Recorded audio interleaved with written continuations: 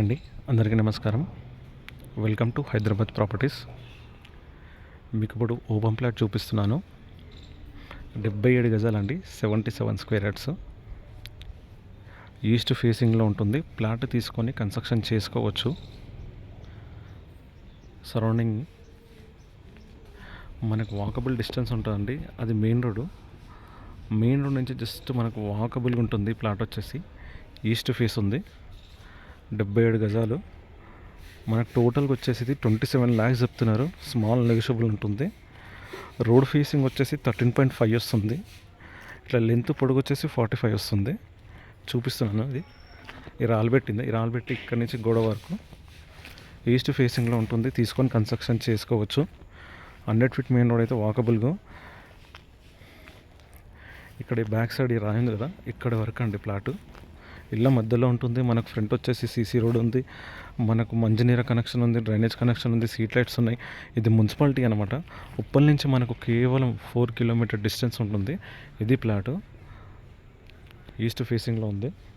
మనకు అదే main road అండి. అది 100 feet మెయిన్ రోడ్. వాకబుల్గానే ఉంటుంది. మనకు మెయిన్ రోడ్ వచ్చేసి కూడా 77 గజాలండి.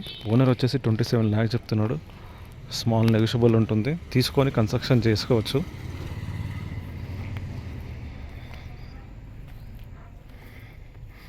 వరంగల్ హైవే ఈ లొకేషన్ నుంచి జస్ట్ 2 kilometers వస్తుంది.